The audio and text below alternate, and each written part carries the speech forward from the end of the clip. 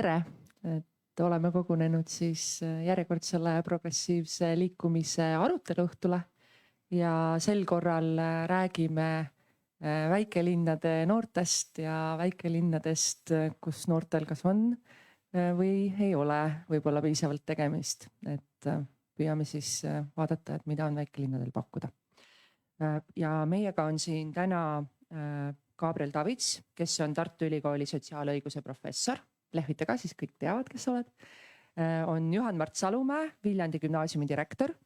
Ja Juko-Mart Kõlar, Viljandi Kultuuriakadeemia direktor.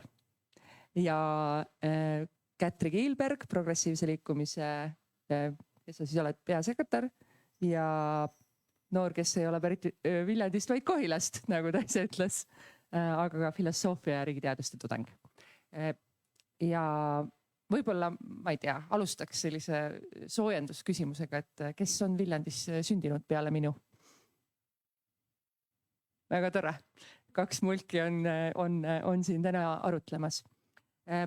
Aga kui nüüd niimoodi vaikselt hakata veeretama seda küsimust, siis võib-olla ikkagi alustada positiivselt, et mida saavad sellised väikelinnad nagu Viljandi noortele pakkuda? Et mis on see, mis võiks olla Viljandis või ka Kohilas rohkem kui näiteks Tartus või Tallinnas või ma ei tea, võib-olla isegi Pariisis või Berliinis?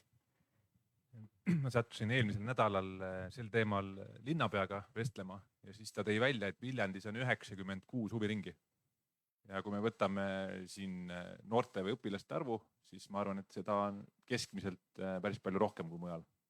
Ja kuna mul endal on ka 4 last kasvab peres, siis ma näen, kui suur see variatiivsus on, et taiboksist ja tennisest kuni male ja muusika koolini. Et ampluaa on väga lai. Juko-Mardiga nõus ja kui midagi veel tuues, mida ma olen enda tuttavatele, kes ei ole Viljandis ülemäära palju käinud, et ma olen välja toonud, kui palju me oskame nimetada väikseid linnasid, kus on võimalik õppida kõikidel haridusastmetel, kus on teater, kus on ka nukuteater, kus on haigla, kus on ka sünnitusosakond, et tegelikult Viljandi on selles mõttes Eesti mõistes üks nendest vähestest linnades, kus on sedavõrd lai kaetus erinevate elusfääride poolt ja tulles siia ka selle mastaabiga, et meil on siin riigiasutusi, meil on siin väga eriilmilisi eraettevõtteid alates töötlevast tööstusest kuni IKT-ni, kuni ka sotsiaalsete ettevõteteni.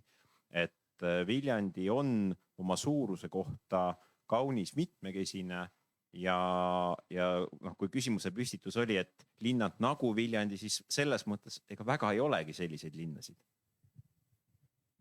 Ja mina olen elanud väga erinevates kohtades, et ma sündisin ja kasvasin terve põhikooli ja sellises väikses külas nagu Tagametsa, kus on vähem kui 100 elanikku. Ja siis nüüd ma elan Kohilas, kus on juba üle 1000 elanikku, ma olen elanud ka Tartus ja Tallinnas. Ja mida ma praegu tunnen, et mis on see, mida ma nagu suures linnas igatsen. Üks asi ongi see vaikus ja rahu, aga suurem asi on võib-olla ka see kogukonna tunne. Et kui sul on väga palju inimesi, siis sul ei pruugi tekkida seda kogukonna tunnet. Aga kui sa oled väikses kohas, siis on tihti see, et sa tunned kõik ja poemüüja ütleb sulle tere, kui sa lähed poodi. Ja samamoodi noortele võib-olla, minule vähemalt oli see loodus väga vajalik ja see, kui on, siis sellised asjad nagu rattateed ja kohad, kuhu minna lihtsalt olema, et kus ei ole liiga palju inimesi. Ma ise nüüd küljesti Viljandist pärit ei ole, aga kuna ma ei ole ka nagu otse Tartus pärit, kui ma töötan seal, ma olen nagu tulnud Haapsus, mis on põhimõtteliselt ka selline väike linn. Ja kui ma mõtlesin, et tuues nagu paralleeli, et mida selline väike selline keskus võiks nagu pakkuda, siis on üks moment on kindlasti see, et mis nagu läheb noortele meelde, miks tema kodulinn on nüüd see, mis kuidagi nagu Eesti kaardile nagu platseerub, et ma näen ära, mis siin huvitavat on. See, mida meile pakutakse ise küsimus, on väga hea, et on mitmekesine, aga ka see, et mille kaudu me ennast seostavad. Selles mõttes nagu Viljandil on on nagu üksjagune kaubamärke, räägime siin 2 spordivõistlusest, 1. mai on see, kes tegelikult kõik rahvasportlased jooksjad lastakse lahti ümber Viljandi järve. Siia peab tulema ja siia tullakse kokku ja loomulikult ka siis nüüd see Viljandi folgifestival, mis põhimõtteliselt toob nüüd selle Viljandiga Eesti kaardile. Ja sama võime siin ka nagu Haapsalus ka rääkida, et on olemas seal Valgedaami päevad ja igasugused Haapsalu veinipäevad ja kindlasti ka see aspekt, et kogu see, mitte kogu, aga enamus vehklejaid tuleb nagu ka Haapsalust. Eks see ongi see, et ühte kui teist nii-öelda on see, et mida see nagu väike linn meile ka juurde toob. Ja kui see on näha, et ta toob siin nagu Eesti kaardile, aga miks ka mitte ka maailma kaardile, siis ongi see, et siis tekib see tunnet, aga mul on siin hea olla. Sõltumata sellest, millised konkreetsed olud siin on. Nii, aga võib-olla ma küsin viljandlaste käest, kes hetkel on viljandlased, sest mina olen kõigest Viljandis sündinud, aga Viljandist pigem elanud terve elu eemal. Et kuidas, ma saan aru jah, et Viljandi eristub pigem positiivselt nagu Marjus on ja täna me võiksimegi rääkida sellest, et mis on need positiivsed küljed. Aga võib-olla siis enne, kui me need positiivsed küljed kõigile lahti harutame, arutaks ka selle üle, et mis on siis veel natukene puudu, et kas midagi nagu viljandlased tunnevad ka või on teil sellist teadmist, et mida nagu vaja oleks, et enne ma küsisin siin ühelt noormehelt, kes ütles, et tema küll tahaks teada, millal Viljandisse Mäkk tuleb ja et kas veekeskuse ka kunagi saab, aga jah, et kas meil on mõni selline küsimus ka siin Viljandis õhus? Kuna mina olen volikogu liigis, mul on ilmselt suurem kohustus vastata. Et jah, võib ju seda igipõlist anekdooti jätkata, et veekeskusest on räägitud siin 30 aastat ja kauem. Iseenesest see ei ole ilmselt määrav aspekt selle kõige juures, aga ma ütleks niimoodi, et Viljandi on üles ehitatud loogikale, üksele vanale sotsiaalsele struktuurile mõnes mõttes, et kui me niipidi võtaks, et kas meil on piisavalt palju kõrgharidusega inimestele töökohti, siis mina ütleks, et vaieldamatult on, et kui me mõtleme selle peale, et meil on kõik haridusastmed siin olemas, põhikoolid, gümnaasium, kõrgkool, tegelikult justkui seda võimalust on, aga kuna me näeme, et noorem elanikkond ei näe nendes sektorites seda kõige atraktiivsemat võimalust ennast teostada, siis see nagu sfäär justkui ei tööta. Kui me toome siia juurde, et tegelikult meil on ehitamisel tohutult vinge ja täiesti uue kontseptsiooniga haigla, taas kord me võiksime ju rääkida sellest, et võimalusi on. Paraku me näeme endiselt seda, et arsti eriala võib küll olla enam-vähem atraktiivne, aga see tung on ikkagi ennekõike suurematesse keskustesse selle eriala peale ja selles valguses ma kipungi põrkuma selleni, et tegelikult ma ei saa öelda, et haritud, intelligentsel inimesel, et tal ei oleks nagu Viljandis midagi teha.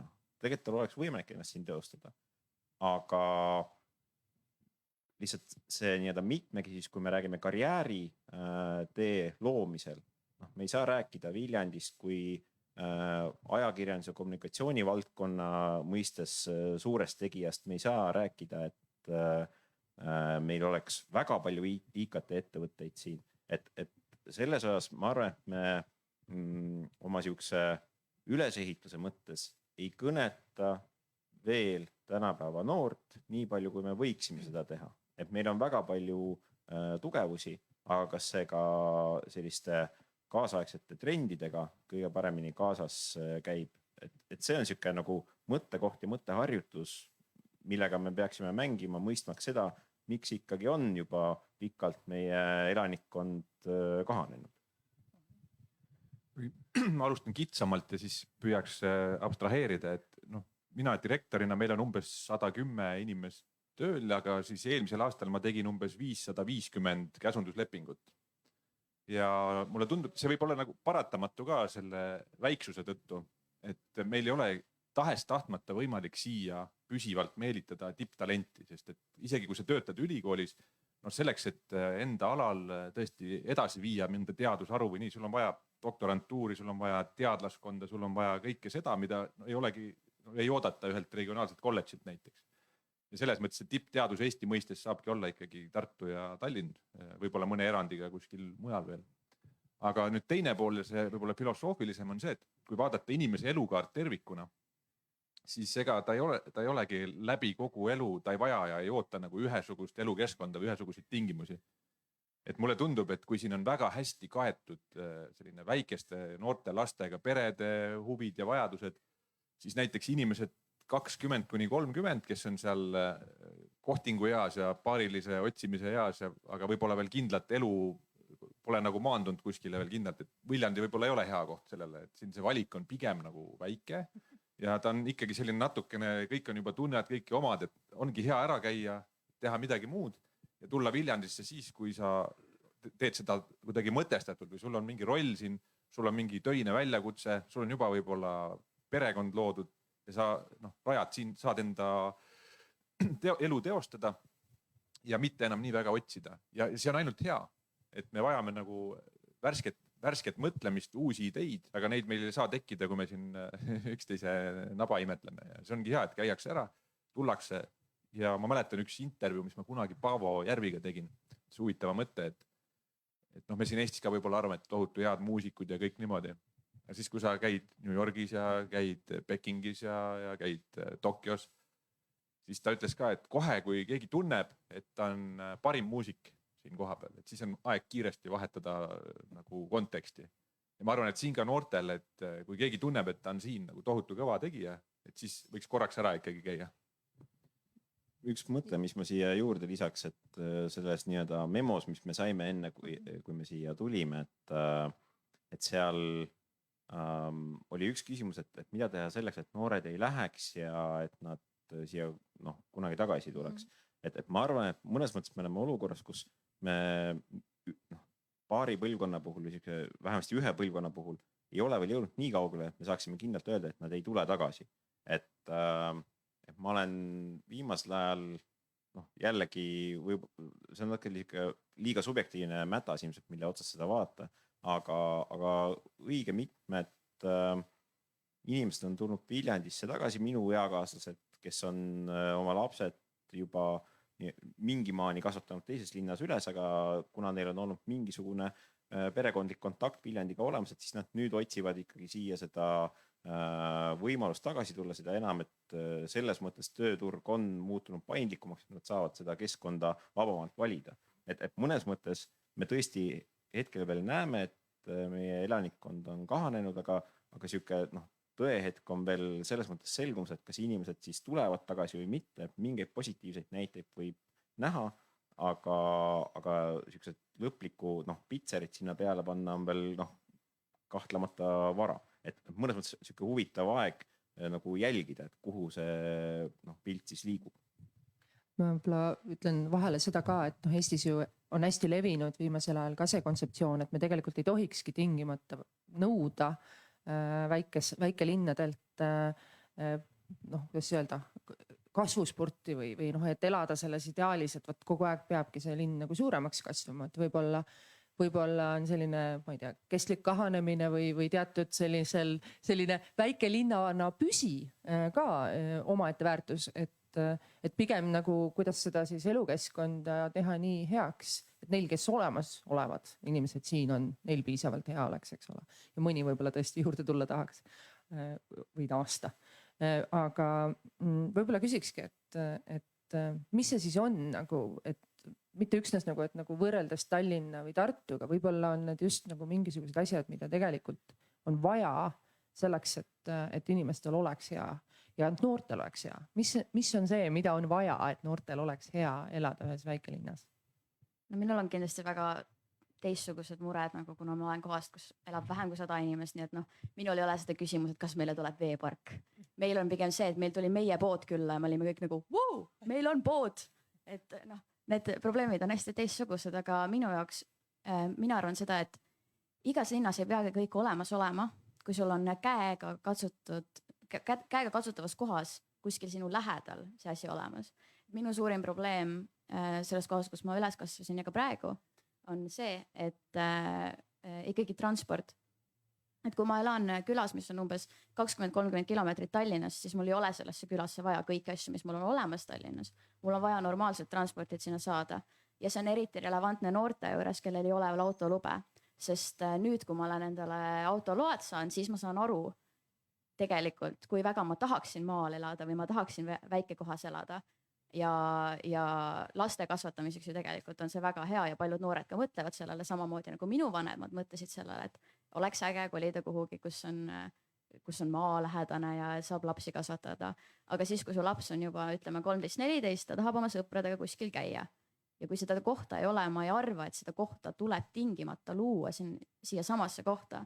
Aga ma arvan, et see koht peaks olemas olema ja sinna kohta peaks saama siis liikuda millegi muuga kui autoga. Ja minu jaoks jah, see transport on see peamine küsimus. Ma jätkaks siit, ma võib-olla tuleks päris algusse tagasi tegelikult, et siin ju vahepeal käis ka see eelnevates juba vestluses läbi, et kui ma ju mõtlesin selle peale, et millest me täna rääkima hakkame, siis juristina tekkis mul kohe see põhiline probleem, et defineeriks ära, et keda me noore all mõtleme.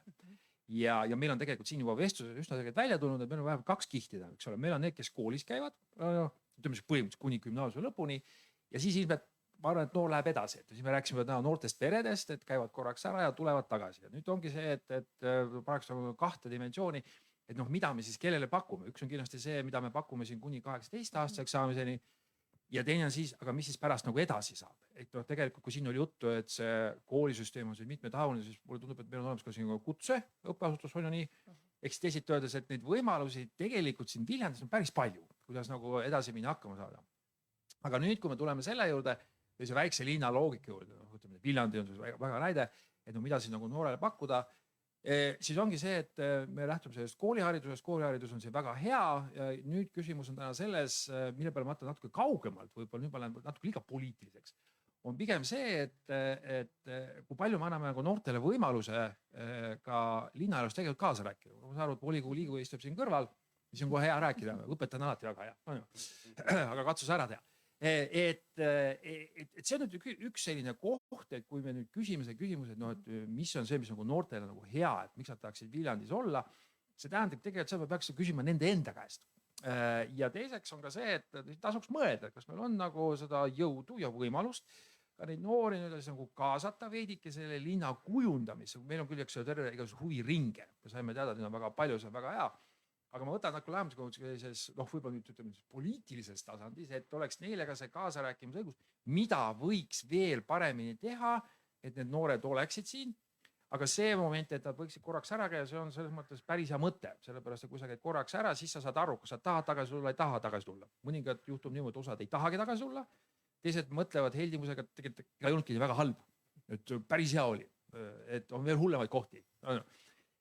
Ja sellest tulenevalt, mida nüüd mõelda on tegelikult, kui nüüd noorte puhul mõelda, miks on see hea, on esiteks, minu jaoks on küsimus selles, mis saab siis, kui ma olen oma hariduse kätte saanud. See on põhiline küsimus, kas ma saan siin jätkata, kas ma saan kuskil lähemal jätkata. Teisega, milliseks mu side kaob, sellepärast mida kaugemal ma sellest piirkonnast lähen, siis variant on see, et mul tekib see igatsus tagasi tulla, aga võib-olla mitte. Ja teine küsimus, mis on nüüd suhteliselt oluline küsimus, seda siin korraga puudutati, on ikkagi jätkuvalt see, et kas ma saan oma võimeid ka siin hiljem rakendada. Ehk juba korra oli juttu, et võib see olla häda, et ei saa siin teadust ja kõike muud. Võimalik, et ei saa, aga ma olen midagi kindlasti saab. Aga probleem on selles, et kui ma nüüd näiteks selle gümnaasiumi ära lõpetan, või kui ma põhikooli ära lõpetan, gümnaasiumi edasi lähed, mis ma nüüd siis edasi teen? Ehk teisena, kas mul on siin lähedal võimalus jätkata, et see hoia mind nagu Viljandiga kinni näiteks või see väikse linnaga. Ma saan sellesse panustada või tegelikult ongi niimoodi, et mul ei ole siin midagi teha. Ma lähengi kuhugi minema. Näiteks, kui ma toon selle Haapsalu näite, Haapsalus on probleem lahendada, meil on veepark olemas, väga ammu juba. Ja ujula ka, ausalt, päriselt. McDonald'sid ei ole, see on probleem muidugi. Aga ma loodan, et linnapea tegeleb sellega. Last olla. Aga laiemas plaanis ongi tegelikult ikkagi see, et mida me siis pakume ja Haapsalu häda näiteks on see, et Tallinn on 100 kilomeetrit eemal ja see viitab tegelikult sellele, et sealt üldiselt noored lähevad ära. Mis sellest, et meil on ka seda Tallinna Ülikooli kolledž olemas, kus on vaja õppida, aga seda ei tee. Ma arvan, Viljandi puhul seda ohtu siin ei ole. Tartu küll on natukene lähemal, aga võimalus tagasi tulla on kindlasti olemas. Aga ma arvan küll, et üks kindlasti oluline moment on see, et juba mingisuguse etapis võib-olla mõelda selle peale, et kuidagi noori ka kaasata natukene sellesse linna kujundamisse läbi erinevate esimese organite. Tartus minu arust meil selline nähtus on olemas. minu teada on Viljandis ka noortevolikogu näiteks olemas, eks ole. Jah, väga hea. Siis järelikult seda intensiivselt kasutada, see annab nagu paremad tunde nii-öelda see olla linnaga seotud ja siin ka ühtest nagu arendada. See on üks võimalik lähenemismeetod. No väga hea, et sa alustasid sellest, et ma tahtsin selle juurde kohe jõuda, et kui palju neid noori siis Viljandis näha on, et ja ma ei mõtle nagu selles mõttes, et kas linnapildis näha, kindlasti on näha, eks ole, ja kooli inimesed siin teavad väga hästi, et noori on näha. Aga ma mõtlesin seda, et kas nagu on näha, et seda linna ka kujundatakse nii, et noored seda teevad või kujundavad seda linna teised inimesed. Et ehk siis jah, et kuidas noored osalevad, mida nad saavad teha ja mil moel üldse on ühel kohalikul omavalitsusel siis või ka linnal võimalus lasta noortel siis seda ise tegemist harjutada, eks ole. Linna juhtimises osalust või me võime siin kaugele harutada seda, aga. No põhimõtteliselt, et kui tuua üks tasand tagasi siia, et kes on noor, et ma olen nõus sellega, et mingil määral tasub vaadata seda tõesti nagu paari astme kaupa, et üks on lapsed noored, sealt edasi on juba sihuke õppiv täiskasvanu ja sealt edasi on siis see eneseteostust nii-öelda või siukest karjääriredelit üles ehitav ja perekonda ehitav siis noor täiskasvanu. Kui tulla sinna laste noorte tasandile, et Viljandi linnas on tõesti üks Eesti vanimaid noorte volikogusid ja tänini tegutsev ja väga elujõuline, et erinevalt paljudest teistest kohtades Viljandi noortevolikogu on ajutise komisjoni formaadis, kui niimoodi väga bürokraatlikuks minna, mis tähendab just seda, et ta ongi linnavolikogu juures tegutsev komisjon. Ja igal aastal see noorte poolt juhitud komisjon jagab ka välja noorte omaalgatuslike ideede rahastamiseks, mis ta see aasta oli, circa 10 000 eurot, mis ongi mõnes mõttes nagu otsekanal, et see noor, kellel on see teotahe midagi ellu viia, et tal on see nagu otsekanal noorelt noorele olemas, olgugi, et finants tuleb linnasüsteemi kaudu.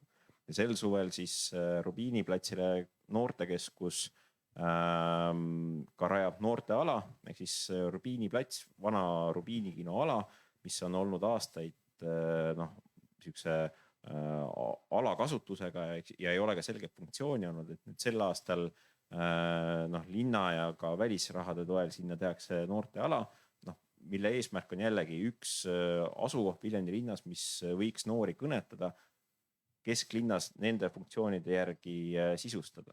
Ja et selliste signaalide pealt nagu võiks öelda, et tegelikult ja sinna juurde ka see, et noortevolikogu päriselt ka menetleb läbi Viljandi linnavolikogus olevad eelnõud, et selle järgi justkui on olemas. Teistpidi sihuke murenoot on mõnes mõttes see, et kui me võtame kas või selle omaalgatuste toetamise, et kipuvad olema ühed samad näod, kes taotlevad seda rahastust. Ka meie kooli gümnaasiumi õpilased taotlevad igal aastal seda rahastust, mis seal salata, mõnikord kaunis sarnaste tegevuste jaoks, mis on lihtsalt meil kujunenud juba traditsiooniks. Meie õpilased näiteks korraldasid üle-eelmine nädal gümnasistide nädalat, et tuua jällegi noorte tegevused linnaruumi rohkem kohale.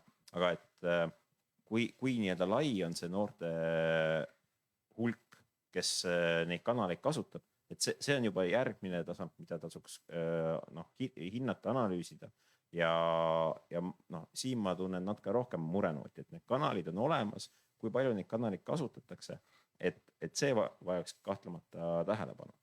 Ja nüüd, kui tulla veel nii-öelda linnaelu kujundamise juurde, siis vaatamata sellele, ma ei ole ülemäära vana inimene, 32 aastat vana, olen ma linnavolikogus olnud juba 11 aastat. Ja sel hetkel, kui me siis volikokku pääsesime, mina ja Kris Süld, siis tema oli kõige noorem 18 aastane, mina olin järgmine 21 aastane. Paraku on reaalsus see, et Kris Süld on ka täna kõige noorem volikogu liige, olgugi, et 11 aastat on mööda läinud. Ehk siis mingisugused nii-öelda kõrghetked on, kus jällegi see noorem seltskond pääseb ka otsustamistasandi juurde. Aga jällegi see kipub olema sihuke natuke sinusoidne, et on omad tõusud, siis tuleb pikka aega sihukest pausi ja siis hakkab midagi taas tõusma. Et ma ise näen kõige rohkem sellist väljakutse kohta siin selles, et see kaasarääkijate hulk oleks laiem, kes neid kanaleid kasutab ja siin osas ei ole ka sihukest nagu võluvitsa, et kuidas teha nõnda, et see kaasarääkijate hulk püsiks stabiilselt lai. Noorsootöö valdkonnas töötavad inimesed teavad, et noorte osaluskogudega tihtipeale kipub olema niimoodi, et kord on sihuke väga aktiivne osalus ja suht lai baas, siis jällegi see natukene rahuneb maha. Et ma arvan, et see on see tahk, millele tasuks tähelepanu pöörata, ehk siis Viljandi sihukest diagnoosi pannes on see, et kanaleid on, kanali kasutajate osas on väärib olukord kindlasti parandamist. Ja, et äkki mõni siin oskab mõne võluvitsa välja pakkuda. Vahetult enne vastamist. Panin pinge peale, vabandust. Mulle tundub, et sellest kaasamisest ja kaasumisest võib rääkida nagu nii formaalses kui mitteformaalses võtmes. Ja see, et on ametlikult noored kaasatud kuskile linna planeerimisse või eelarvestamisse, et see on nagu üks tasand. Aga mis mulle Viljandi puhul südame tõesti soojaks teeb, on see mitteformaalne tasand. Mina elan 5. aastat Viljandist, tulin Tallinnast, seal midagi sellist ei ole. Et ma toon näite eelmisest nädalast, siin oli see diabeedihaigete laste toetuspäev. Ma ütleks, et seal oli võib-olla mitu tuhat inimest lastega, peredega, tehti seal koha peal kooke, asju ja Viljandi tuleb kokku selliste asjadega. Isad, emad, lapsed teevad kõrvuti seal, valmistavad, jalutavad, räägivad, tehakse etteasteid, elatakse üksteisele kaasa. Lähed Jaani kirikusse, seal vaatasin üks noor väga tegija ettevõtja, aitab seal korjandust läbi viies. Ma küsin, et sina kristlane või? Ei, et ega ma tegelikult ei usu, aga ma saan aru, et Jaani kirik on oluline, ma aitan nagu korjandust läbi viia. Ja see on täiesti tavaline asi, et ja selliste asjade kaudu me kaasamegi need vanemad ja need tegusad õpetajad ja inimesed, kes võtavad nagu noored kaasa ja nad saavad aru, et hea küll, et siin on diabeedihaiged last, see on meie kõigi asi. Me lähme koos, teeme pannkooki, me müüme neid, me pöörame tähelepanu, siis meil on koos tore olla.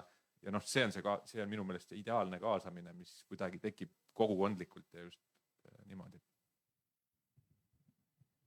Ja noorte kaasamine on üks mu südameteema, aga samas on nagu väga raske teema, et nagu siin varem mainitud ka see üks suur probleem üldse noorte kaasamisega, kui me räägime õpilasesindustest, me räägime noortevolikogudest, mida iganes, ongi see probleem, et meil on samad näod, et meil on mingid inimesed, kes kogu aeg veavad midagi, aga ma arvan, et üks nendest suurtest probleemidest on see, et tihti, kui me tahame noori kaasata, siis meie nagu aktiivsete inimestega mõtleme nagu meie ja me ei mõtle sellele, et miks keskmine noor, kes ei ole mingi aktivist, kes ei ole selline, kes on igal pool esimene, et miks tema tahaks kaasatud olla või mis teda huvitaks või mis teda aitaks. Ja ma arvan, et see üks põhilisi asju, mida tuleb teha, ongi see, et me peame kuidagi looma sellise koha, kus keskmine noor saab tulla kohale, saab vaadata ja saab ka sõna sekka öelda. Aga muidugi nüüd on see küsimus, et kuidas me loome selle keskkonna, kuhu jõuab inimene, kes üldiselt mõtleb, et las teised teevad. Et üks näide ongi sellest, et kuidas luua seda kogukondlikud üritused, kuhu tulevad kõik kokku, aga samamoodi ka väga hästi toimib isiklik lähenemine ja sõbralt sõbrale lähenemine. Ehk siis, kui sul on juba aktiivne noor, sa ütled talle, järgmine kord võtad oma sõbrad kaasa ja siis nemad võtavad oma sõbrad kaasa. Ja ma arvan, et lahendus sellele, et kuidas kaasata noori ja ongi see, et me peame rohkem tavalisi noori kaasama, mitte ainult neid kindlaid nägusid. Aga siin on juba see küsimus, et kuidas me selleni jõuame. Et sa, Taavi, ütlesid just, et Tartus on noortevolikogu samamoodi, aga mul tuli meelde, et näiteks Tartus need hääled, millega valiti noortevolikogus neid noori, olid ikka väga väike hulk number. Et mis näitab seda, et valibki see üks sõpruskond ja valib endi hulgast, aga tegelikkuses ei iseloomusta selline noortevolikogu olemine või olemasolu tingimata seda, et noored on linnas aktiivsed, eks ole, või et enamus neist isegi oleks. ja mis selle probleem on informatsioon, vähemalt minu kogemuses, sest mina olen väga aktiivne noor olnud viimast 2 aastat, aga miks 2 aastat on see, et ma olen pärit väikesest kohast, kus midagi ei toimunud ja keegi meile midagi ei rääkinud. Ja see oligi see kõige suurem probleem, et mina oleks väga tahtnud olla kaasatud enda kohalikus kogukonnas, aga ma siiamaani ei näe selleks võimalust, sellepärast et mulle ei ole näidatud ette, kuidas ma saaksin olla kaasatud. Et kindlasti võib-olla Viljandis on parem selles suhtes, ma ei tea, et tundub, et te väga tahate noori kaasata, aga ma olen pärit Saue vallast ja Saue vallas on kindlasti see probleem, et sul on suuremad asulad, sul on Saue linn ja Laagri ja üldiselt, kui sul on suuremad koolid, siis seal käiakse vahepeal rääkimas, kui käiakse. Aga sellistes väikestes kohtades, nagu kus mina pärit olen, seal nagu infot ei ole ja mina sain teada, et noortevolikogud eksisteerivad alles siis, kui ma läksin ülikooli. Et kui ma oleks teadnud 14-aastaselt, et Saue vallas on noortevolikogu, ma ei tea, kas siis oli, võib-olla oli, siis ma oleks kindlasti läinud, sest ma olen alati tahtnud aktiivne olla, aga tihti on vaja seda esimest klõpsu noore peas, et okei, ma saan midagi teha. Kas või see, et ta saab korraldada koolis mingi ürituse ja sellest edasi ta saab juba minna siis näiteks noortevolikokku ja teha juba uusi asju. Ja see esimene klõps on see, et me jagame noortele seda vajalikku informatsiooni ja mitte ainult koolides, vaid me peame jõudma ka kohtadesse, kus noored päriselt on, et kui me käime ainult nagu suuremates koolides, siis me ilmselgelt jätame mingid noored välja ja samamoodi noortekeskused või ma ei tea, kus noored käivad, peame üles leidma nad ja natuke utsitama neid. Mulle see on kõige eakam nähtavasti. Ma arvan, me võime kõik öelda, et me oleme suhteliselt noored veel. Jah, selge. Et sellega on nii, et kui nüüd juttu oli sellest, et mis see imevits on, kuidas noori kaasata, siis ma ütlen otsa, et ega seda imevitsa ei olegi. Ja selge on see, et ütleme siis niimoodi, täiskasvanu poole pealt seda me peale suruda ei saa, me loome selleks võimalused, aga tegelikult nüüd samad noored, kes on aktiivsed, kuigi juttu oli sellest, et ühed ja samad oli juttu, et taotlevad ühed ja samad, Tartus ka mingi sõprusringkond on koos. Nii on, aga läbi nende aktiivsete noorte tegelikult me saamegi jõuda siis ka nende, nagu juttu oli siis mitteaktiivsed juurde, tavaliste noorte, mitteaktiivsed noored. Ja see saabki käia läbi, kõige parem viis ongi siis suhtlemine. Mulle tundub vähemalt niimoodi, et läbi sõprade võtame kaasa, vähemalt näitame ära, kas ta nüüd haakub sinna või mitte, see on nüüd tema enda otsustada. Aga selge on see, et me loome selle võimaluse, mis oli hea märkus, et seda infot ei liigu. See tähendab tegelikult seda, et siis kuskil on olemas mingi probleem, et see info ei liigu.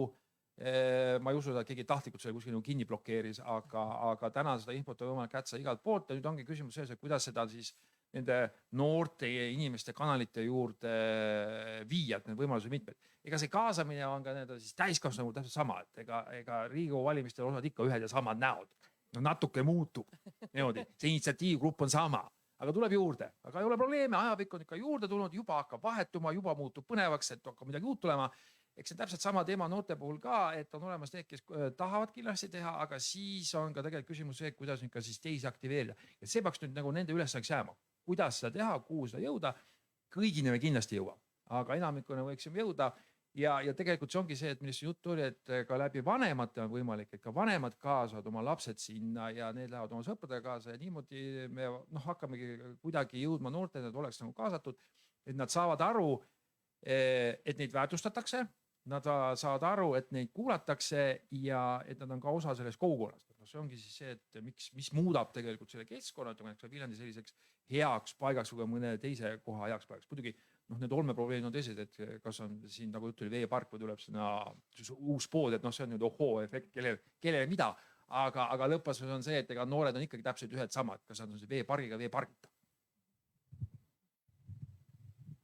Üks mõte, mis enne jäi jagamata, et kui ma ütlesin, et tulebki eristada erinevaid tüüpe noori, et ma üldiselt olen kahtlemata seda meelt, et mida nooremalt inimene mõtestab enda jaoks selle osaluse läbi, seda suurem positiivne mõju on sellel laiemalt kogukonnale, aga üks siuke positiivne noot jällegi, et midagi positiivset siia välja tuua, et viimasel ajal päris mitmed minu eakaaslased, kas siis need, kellega me koos õppisime ülikoolis või kellega me käisime koos gümnaasiumis, et nendel on tekkinud siuke ärkamine, et on selle nii-öelda enese harimise ja enesekarjääri nii-öelda vao otsimisega jõutud sinna, kus nagu nähakse, et on nagu seda aega ja tahtmist mingisugustesse väikestesse asjadesse kaasa panustada ja osalt see, mida Juko tõi ka välja, et seesama inimene, kes seda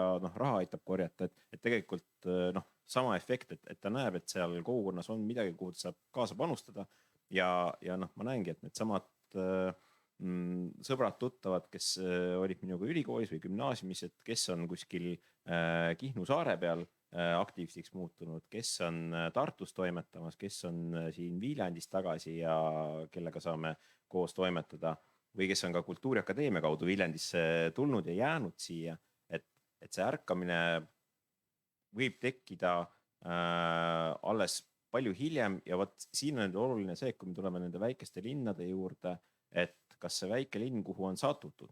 Minu meelest hea näide ongi Kultuuriakadeemia. Kui vaata praegu näiteks Ugala truppi, siis väga paljud seal praegu trupis olevad inimesed on sattunud Viljandisse just tänu akadeemiale.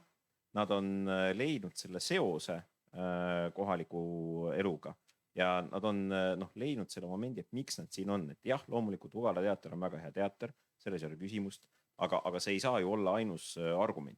Ehk siis samavõrd oluline, kui on kõnetada seda noort, kes täna siin on noor, kui me räägime koolinoore tasandil, on see, et see inimene, kes mingisuguste muude ussisaba kaudu käidud teedega siia jõuab, et ta avastaks selle koha ja jääks siia.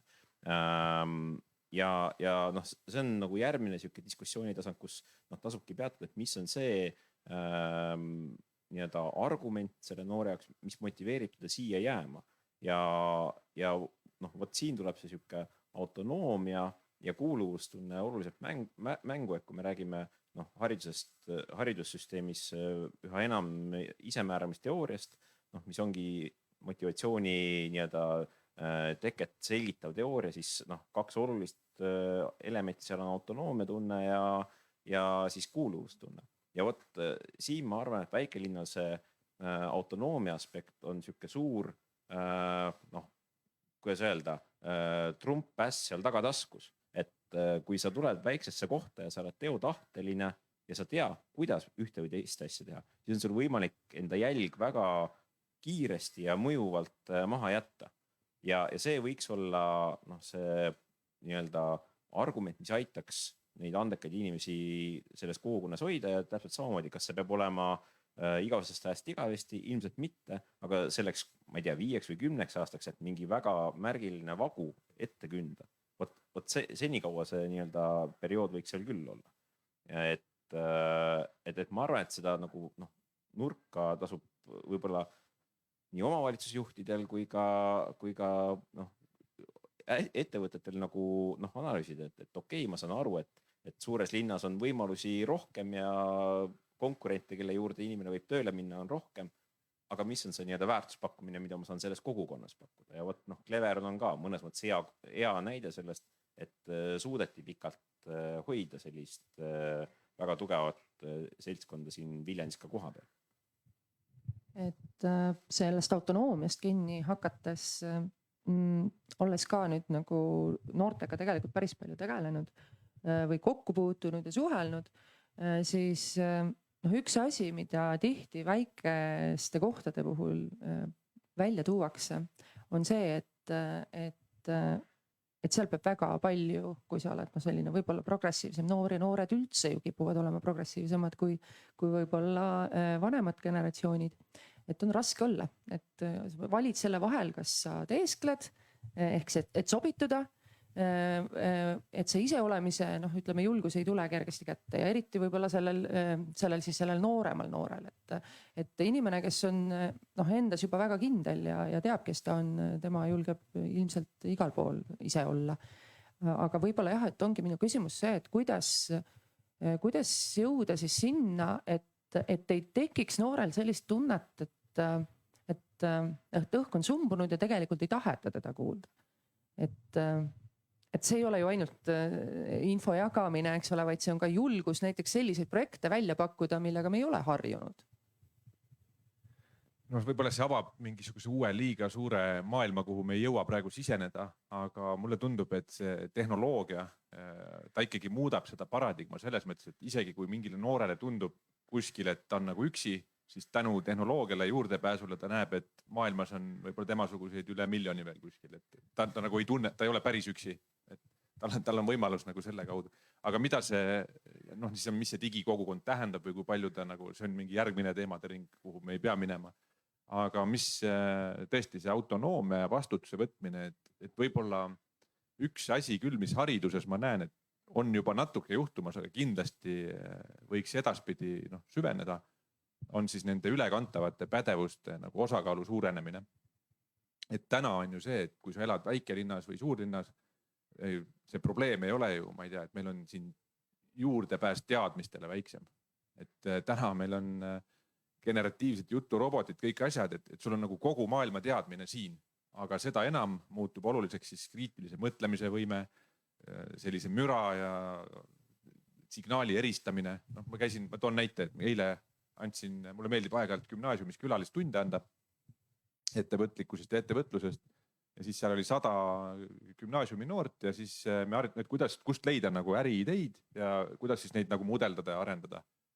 Ja alguses seal mõned pooled natuke mossis näoga, et ma ei tea, kust mul need ideed ei tule. Ja siis ma ütlesin, et aga teeme teiega koos, teeme nagu ChatGPT lahti ja kirjutame siia sellise prompti, et kui ma olen noor, mitte pealinnas, vaid mingis teises linnas, mis oleks 10 head mõtet, kust ma võiksin nagu äriidee leida. Ja tulid tahvlile nagu väga head asjad. Siis ma ütlesin, et aga see on teil kõigil, võtke moblad välja, see on teil kõigil tasuta ja kirjutage sinna, et mul on sellised huvid, mis äriideega mida ma võiks arendama hakata. Ja neil läksid silmad särama. Et täna ei ole küsimus selles, et seda infot ei olegi või ideid ei ole, aga kuidas nagu promptida.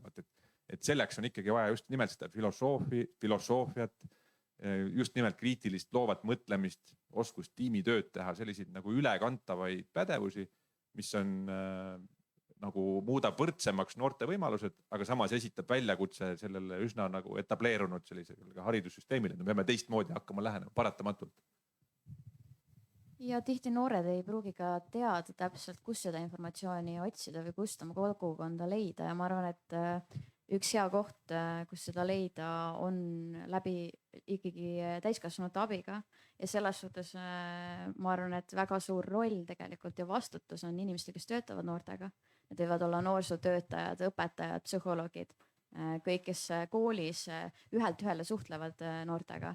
Ja siin ma räägin muidugi koolinoortest, aga kõikidele tegelikult õppivate noorteni jõuab väga lihtsalt sellega, et kui sa ikkagi nimebaasil teda tunned, siis sa nopid ta välja, sa aitad teda ja uurid, kelle siis vastutus see on, et kas sul on keegi psühholoog koolis või kes sul on see mingi kogukonna inimesed, et nad nopiks need noored välja ja need uuriks, mis on nende mured, mis on nende probleemid ja nad aitaksid seda noort just leida seda kohta, kus nad saaks oma väljundi.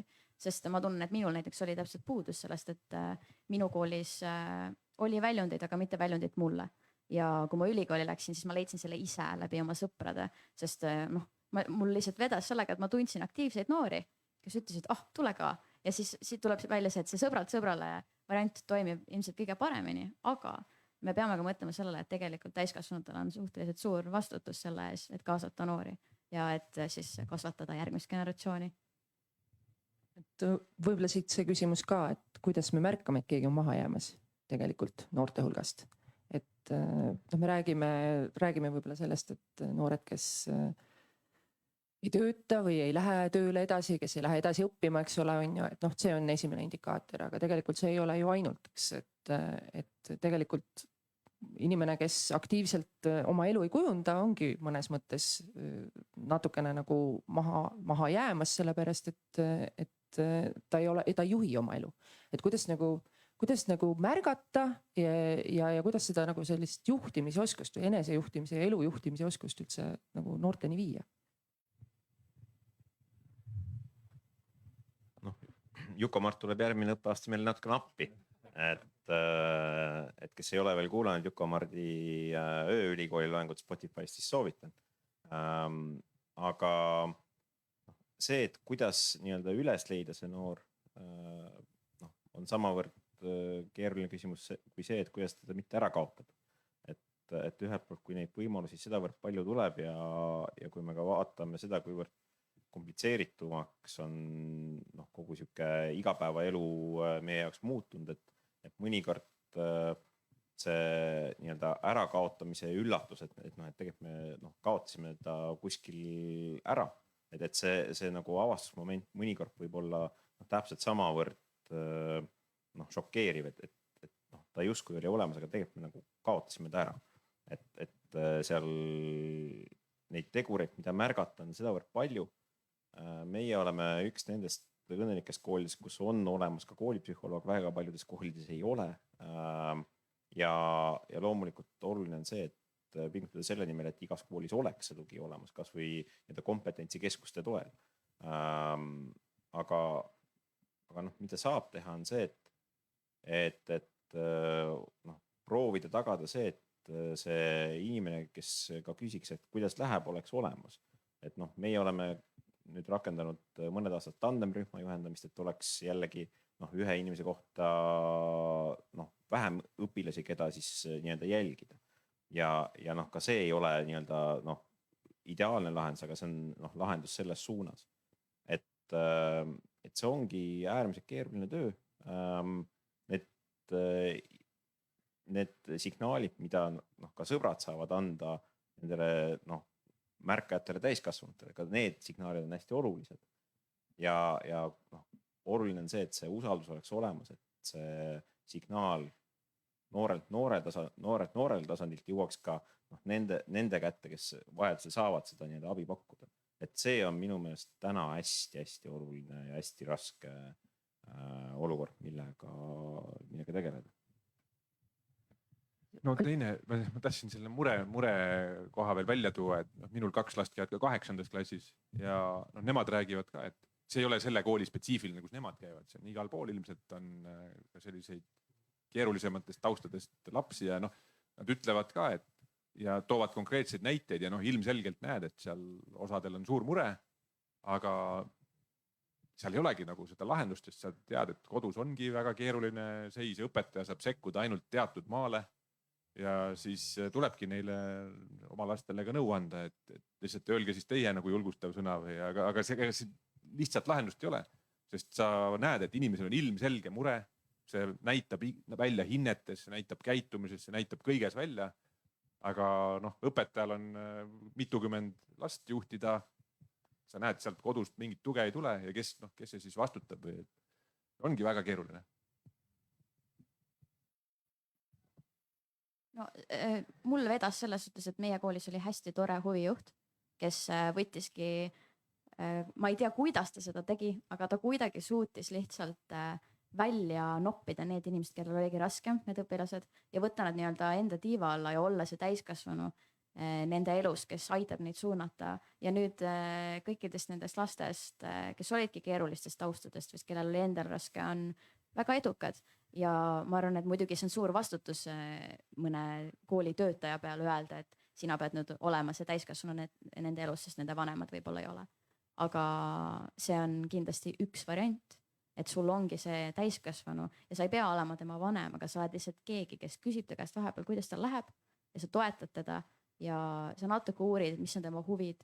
See läbi sa saad juba talle öelda, mida sa saad edasi teha ja läbi selle tegelikult sa saad ka juba öelda, et kuidas sa saad kaasa rääkida, kuidas sa saad meie kogukonda parendada, kuidas sinu sarnastel noortel on hiljem parem, kui sina praegu midagi ära teed. Ja ma arvan, et seal tuleb ka see siis täiskasvanute roll rohkem mängu. Ma siin ühe kommentaari teen võib-olla. Kuidagi väga kiiresti libisesime nagu kooli ja koolipsühholoogide vastutuse peale. Vanematest nagu keegi rääkinud midagi eriti. Ma tuleks nagu tagasi, ma saan aru küll, et kool peab tulema appi, aga sellest on vähe kasu, sellepärast, et ikkagi hakkame ka vanematest pihta. Nemad peaksid ikka ühtest nagu märkama, nemad peaksid olema need suunanäitajad ja nemad peaksid olema, kuigi me ütleme seda küll, et lapsed on targemad kui nende vanemad, aga mõningad juhtul vanemad peavad ka natuke sammuga ees olema. Saaks aru ka, mis asi see TikTok on, mitte niimoodi, et kõik veevad see ringi, aga vanem millestki aru ei saa. Ja selles mõttes kindlasti kool saab appi tulla, kindlasti kool saab märgata, nagu õieti öeldi, et raske on seda võib-olla teha ja võimalik puhul ei märkagi, aga ega kõik hakkab ikka pihta nagu kodust endast. Loomulikult perekonnad ongi erinevad, aga mina tuleks ikka tagasi nagu vanemate juurde, et no, küsimus on selles, kellele me tuge hakkame pakkuma, kas hakkame pakkuma selle noorele, mis on kindlasti oluline, või me peame hakkama seda tuge pakkuma vanematele, sellepärast kui me selle noorele selle toe pakume, noor on aktiivne, tahab olla, aga kui ta põhimõtteliselt nagu kodus nagu tõmmatakse ikka tagasi teise sinna ei roni, siis on asi halvasti, sellepärast et siis kogu see töö, mida seal koolis ära tehakse, põhimõtteliselt võib ju tühja joosta, et see nagu on natukene halb ja see võib tekkida lihtsalt see moment, et kui jutt oli sellest, et ma tahan initsiatiivikas olla, aga ma ei julge seda teha, siis ma selles mõttes nõus, et täna on nagu piirid on avarad. Selles mõttes ikka ma selle kogukonna leian. Küsimus ainult on praegu selles, et kas ka sellega tullaks ka näiteks kodus kaasa, kui koduseinte vahel tõmmatakse initsiatiivikus alla, siis nagu väljaspool need koduseid hakatakse uuesti üles ehitama, on väga keeruline. Et ega midagi teha ei ole. Tuleb ka vanematega tegeleda. Kool tuleb kindlasti appi, aga vanemad peaks esiniis olema. Ärme neid ära unustada. Pannes selle nüüd tagasi väikelinnade konteksti, eks ole, et siis võib-olla väikelinnade eelis või ma saan aru, et võikski olla see, et meil on siin inimesed rohkem, inimesi on vähem ja inimesed on seetõttu võib-olla üksteisega rohkem tuttavad ja märgatavad, eks ole. Et hoolimata sellest, et me samal ajal väikelinnade kontekstis kindlasti räägime sellest, et kas kõik need teenused ja me oleme harjunud rääkima riiklikest ja kohaliku omavalitsuse teenustest pigem, mida siis inimestele abiks antakse, on kättesaadavad. Kas need on piisavalt kvaliteetsed, eks ole, kas väikelinn suudab tagada nende kvaliteedi on üks küsimus. Aga teisalt jah, et võib-olla see kogukondlikkus aitab neid nii-öelda võib-olla siis neid vahesid katta, eks ole, et on nagu isiklikum selle tõttu, mulle tundub. Aga minnes nüüd uuesti ühe teema juurde, mis jäi kuidagi õhku rippuma ja mis natuke seostub ka sellega, miks meil täna Zuzu Izmailovat siin ei ole, et tuleb välja, et Riigikogust ja Tallinnast Viljandisse tulla saab, aga tagasi kuidagi ei saa. Ja Kätri, sina enne rääkisid just sellest, et vahel on vaja ka see, et pääseks liikuma. Ja just eriti siis nende noorte jaoks, kellel võib-olla ühelt poolt ei olegi veel võimalust ise autot juhtida, eks ole. Teiselt võib-olla pole tulevikus ka autot. Kas see üldse on ka keskkonnasõbralik, ilmselt mõtleb nii mõnigi noor. Ja siis lõpuks ka see, et pole võib-olla ka majanduslikke võimalusi, eks ole, et seda liikumist tagada, et mis saab siin nagu ära teha. Et see väike linna noor ei tunneks, et ta ei pääse kuhugi, et ta ei saa siit nagu korraks ära käia ja siis tagasi tulla. Kas või, ma ei tea, teatrisse minna mõnda teise teatrisse kui Jugala korraks. Me rääkisime siin korra enne vanematest, nii et ma toon siis üks näite, et minu isa, tegelikult ma olen juba 6. generatsioon, elan samas kohas. Olen pärit samast sellest väiksest külast ja mu isa kasvas ka seal üles. Ja mu isa on rääkinud igasuguseid lugusid, kuidas nende ajal oli seal, külas oli baar ja külas oli klubi, kus sai tantsima minna. Ja ma mõtlen, et isver, kuidas see võimalik on? Nii. Aga ma mõtlen, et tegelikult ajad muutuvadki. Kas ma arvan, et igas väikeses külas peaks olema oma klubi ja baar? Ei, ma ei arva seda tõesti. Aga kindlasti võiks olla võimalus nendel noortel, kes tahavad minna klubisse, kuhugi minna. Ja siin on see küsimus, et esiteks on see, et transport on see kõige suurem probleem ikkagi ja seda lihtsalt tuleb arendada. Aga teine küsimus on ka see, et võib-olla baari ja klubi ei peaks olema igas külas, aga meil võiks olla mingi koht, kuhu minna istuma noortele, et kas näiteks noortekeskused on päris paljudes kohtades olemas, aga mina näiteks mõtlen ka selliste kohtade peale nagu näiteks mingid kohvikud või lihtsalt vaba aja veetmise kohad. Ja siin muidugi tuleb mängu see minu roheline linna planeerimine, aga lindades, külades peab olema planeeritud selliseid kohti, kus saab olla, sul peavad olema pingid, sul peavad olema pargid. Sa pead mõtlema seda, et mida su noor tahab. Kui sa oled väike noor, siis ütleme pisike noor, siis sa tahad, et sul oleks mingi mänguväljak. Kui sa oled juba natuke vanem noor, sa oled põhikoolis, keskkoolis, siis sa tahad, et sul oleks kuskil sõpradega olla, sul võiks olla korvpalliplats, sul võiks olla võib-olla noortekeskus, kohvik kuskil, kus käia. Ja vanemal juba töökoht on ju. Ja siin tuleb leida see tasakaal, et mis on need asjad, mis meil peavad igal pool olemas olema ja mis on need asjad, mis võivad olla kuskil kaugemal, aga et meil peab olema transport. Sest jah, näiteks tervishoidu me ei saa ju pakkuda igas külas sellist, nagu meil on mingi Tartu Ülikooli kliinikumis. See lihtsalt ei ole võimalik. Aga ikkagi kõigil peaks olema ju transport ilmselgelt selleni. Et siin ongi see küsimus, et on mingid asjad nagu näiteks ongi kohvikud, kus igapäevaselt inimesed tahaks istuda ja tahaks seda kogukonda luua. Ja on mingid asjad nagu klubi, kuhu võib-olla iga päev ei lähe. Aga need ongi siis need kohad, mis on kaugemal, aga kuhu kindlasti peab olema ühistransport ja ka taskukohane ühistransport. Võib-olla siia lisan... Ööbuss Tallinnasse Viljandist näiteks. Naljatamisi võib öelda, et ega see on meie majutusasutuste hea lobitöö, et sa ei saagi koju sõita, sa pead jääma Viljandisse. Aga tegelikult siin tasub jällegi ikkagi hüppan tagasi samale tasandile, et me peame vaatama, et millisest noorest me räägime, kui me räägime koolinoorest, siis kui Juko-Mart tõi väga tabavalt siin enne välja, et meil on sedavõrd palju kas huviringe või siis reaalselt huvikoole, siis tegelikult selline võrk ei töötaks ilma naabervaldade noorteta. Ja see on tegelikult suudetud tagada, et Viljandisse saavad tulla naabervaldade noored huviharidust omandama ja see on tegelikult transpordiga kaetud. Nüüd, kui me räägime järgmisest tasandist, et siuke mitmekesine, et kui ma lähen Tartu 24 raames mingi kontserti kuulama, tahan õhtuks Viljandist tagasi jõuda, see on juba nagu järgmine tasand, kus tuleb jällegi kraadida, et kas see on avalik huvi, et see tuleb tagada või me näeme, et siin tuleks see kuidagi teistmoodi korraldada.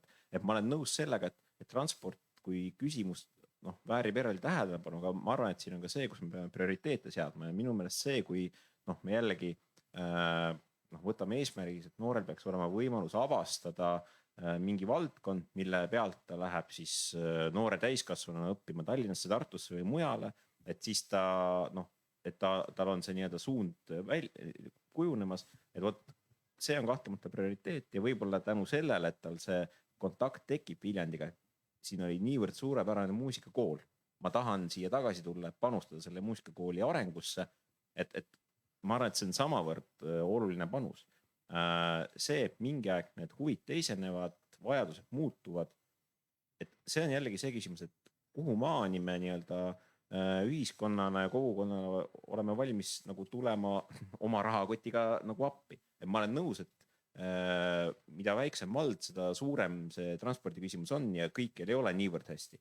Aga võt see on see koht, kus tegelikult see omavalitsuste juhtimistasand peab need prioriteedid seadma, mida nad teevad selleks, et see seotus selle noore jaoks selle kogukonnaga jääks ja isegi kui ta käib seal ära, käib mõnes teises linnas õppimas, kas tal jääb hea maik sellest nooruspõlvest, et ta tahaks sinna tulevikus tagasi panustada. Et tuletage meelde, ka Viljandi linnas on terve rida noori, kes igapäevaselt siin ei ela, aga kes on siia sisse kirjutatud ja üle nädala tulevad ja panustavad selle arengusse. Ja see mure on muidugi ju mõistetav, aga siin see idealism ja pragmatism saavad kokku, et kas Usu Ismail, kui me mõtleme normaaljaotuse peale, et ta sattus väga sinna serva kuskile võib-olla 1% sisse, et kui palju on neid inimesi, kes vajavad neljapäeva õhtul kell 8 Viljandist rongi Tallinnasse. Näed, üks veel. On, aga nüüd et mõtleme, mida teiselt poolt, mida see majanduslikult tähendaks, et sellist rongi töös hoida iga päeva õhtul kell 8. Aga... ühesõnaga, et siin on me võime neid üksiknäiteid tuua, aga tegelikult kui me andmepõhiselt vaatame või statistiliselt, siis võib-olla avaneb teine pilt, et need kurvad lood muidugi paistavad välja, aga täpselt, et KOV-i vaatest üldse, et me peame prioriteete seadma, et kas me vastame siis, ma ei tea, näiteks 80% inimeste esmavajadustele või me lähme sinna vaatama, et kõigil oleks kogu aeg kõik olemas. eks KOV-i vaatest on ju see ka, et mitte ainult need inimesed, kes mul siin praegu parasjagu olemas on, vaid võib-olla ka need inimesed, kes tuleks siia siis, kui see elukeskkond oleks natukene teistsugune ja tuleks sinna vastu, et natuke tuleb ka neid prioriteete seada, ma kujutan ette, elukeskkonna kujundamisel. Kes kuulavad meid õnneks läbi veebi. Selle statistikaga on muidugi see teema ka, et ma tean Tallinnas, kui pandi ööbussid käima, siis oli kogu aeg see, et aga keegi ju ei sõida nendega, et miks me hakkame neid tegema. Ja siis tuli pärast, kui need ööbussid tehti, saadi teada, et huvitav, inimesed sõidavad nendega. Et siin on kindlasti muidugi see inglise keeles on see trial and error, et sa pead ikkagi mingid asjad välja proovima, et kui me räägime ka noorte kaasamiseks, et noorte üks kõige suuremaid probleeme, vähemalt mida mina olen näinud, ongi lihtsalt see, et transporti ei ole. Ja siis sa ei jõua kohtadesse, kuhu sa tahad minna, sul ei ole võimalust olla kaasatud ja kui me räägime nüüd just riskirühmadest, kui me räägime noortest, kes on niikuinii juba riskirühmas või noortest, kellel on juba niikuinii vähem võimalusi, siis see on veel suurem probleem. Et jah, ma saan aru sellest, et me ei saa olla idealistlikud ja ütleme, et kõigile noortele oma buss, on ju, see ei ole lihtsalt võimalik. Aga me peame ikkagi kaaluma ka seda, et okei, mõned asjad võib-olla me oleme liiga pessimistlikud. Võib-olla me mõtleme, et see ei tasu ennast ära, aga võib-olla see ikkagi lõpuks tasub sama nagu Tallinna ööbussidega. Ja võib-olla see ei tähenda, et iga 4 päev on see ööbuss, eks ole, aga ma ei tea, võib-olla korra kuus, võib-olla kasutatakse, et see või just mõelda suurematele sündmustele. Jah, just nimelt. Või siis nagu eri rong või eri buss sündmustele, mida ju tegelikult näiteks Folgiga seoses on kasutatud, eks ole. Siia rahva toomiseks ja siit ka äraviimiseks, sest et on teada, et muidu nad ei mahu siia meie majutusasutustesse kõik. Ja see Folgi näide on, et see on ju hästi sesoonne teema ja meil on Viljandis vist umbes 300 majutusasutuse kohta või ööbimiskohta. Folgil on ju siin 5-6 tuhat inimest päevas. Ja siis nad kõik peavad kuhugi majutuma, et see mõju on siis nagu selline vähemalt maakonna üle nagu mitte väga Tartud ja Tallinnad ka. Ma lihtsalt teen selle kommentaari juurde, see üks eelmine kommentaar oli see, et üks on see idealistlik pilt ja teine on see reaalne elu pragmaatilisus. See ongi see, mis nüüd hakkab siin kokku jooksma. Ma arvan, et mitte kellegi poleks selle vastu, kui ütleme siin Tartu, Viljandi, Tallinna oleks ööbuss, absoluutselt kindel. Aga minu küsimus on puht pragmaatiline. Ma ei kujuta ette, kui palju see pilet maksma hakkab. Sellepärast, et kui juttu on sellest, et peab olema transport soodsatel tingimustel, siis mis puudutab nüüd seda Viljandi maakonda, millest oli juttu siin, et tullakse Viljandisse, on huviringid, see on kõik väga hea. Nüüd, kui läheme väljapoole, siis hakkavad see rolli mängima igasugused muud asjaolud. Aga eks see on selline laiem teema, mida me täna kahjuks ei suuda siin kuidagi nagu lahendada, aga sellised sessioonselt suuremad üritused, see on kindlasti üks variant, kus on võimalik kuidagi midagi organiseerida. Muidugi see tähendab tegelikult seda, et siis peab kohalik omavalitsus appi tulema, aga siis tuleb jälle see finantseerimisskeem selle juurde. Ja, aga ma arvan, et siin on ka see küsimus, et kui me oleme rääkinud väikelinnadest, et mida me siis ootame väikelinnalt, et mõnes mõttes otsus, et ma elan väikelinnas, ilmselgelt see tähendab seda, see on umbes samamoodi, et kui mina kalkuleeriks, et kas ma lähen maale elama, mina ütlen, et ma täna ei lähe maale elama, sest ma tõesti iga hommik ei taha sõita kas pool tundi tööle, ma ei taha siukseid asju teha, ma elan hea meelega Viljandi vanalinnas ja jalutan tööle, tõsi, mõnikord sõidan ka tööle. Täpsustan isegi enamus kordi, paraku. Aga see tähendabki seda, et kas me seame samad standardid väikelinnadele, kui me tahame siia kolida. Ma arvan, et kui see ootus on see, et see nii-öelda mugavus ja et see taskukohasus püsiks täpselt samamoodi väikelinnas, nagu ta on suuremas linnas, ma arvan, et see ongi mõnevõrra ebaõiglane ootus. Jah, me kahtlemata peame panustama sellesse, et siin elu ei ole üdini ebamugav. Me ei peaks leppima sellega, et nii on alati olnud, las nii jääb. Aga ma arvan, et see on täpselt samavõrd oluline nii-öelda argument, et väikelinnas ei peagi olema mingid asjad nii, nagu ta on suuremas linnas. Ja see on see prioriteetide seadmise koht, et kas me kasutame siinseid võimalusi parimal võimalikul eesmärgil või me seda ei tee. Et näiteks Viljandi linna puhul suur väljakutse on see, et lasteaia kohatasud nagu Tartuski on väga kõrge, eks ole. Tegelikult peaks olema madalam. See võiks olla nagu reaalselt kõnekas argument, miks võiks siin oma peret kasvatada. Ma ei ole kindel, kas see tingimata on takistus, miks seda täna ei tehta. aga see on kahtlemata miski, mida me saame sammuna teha selleks, et see argument ei püsiks nagu laua peal, kui inimene kaalub neid võimalusi. Ehk siis see on see prioriteetide seadmise koht, et mida me väikelinnas peaksime päriselt muutma selleks, et siin elukeskkond oleks ja püsiks atraktiivne. Ja vot sellistel momentidel ongi eriti tänasel päeval paslik argumenteerida, kas bussitransport linna sees peab olema nii, nagu ta täna on, kas peab rohkem investeerima kergliiklusesse, kas peab võib-olla tõesti hindama kriitilisemalt seda, et millised huviringid on avatud, millised mitte ja kes üldse neid peaks pakkuma. Et mul on tunne, et siin on ja mitte ainult Viljandis, vaid laiemalt väikestes linnades see nii-öelda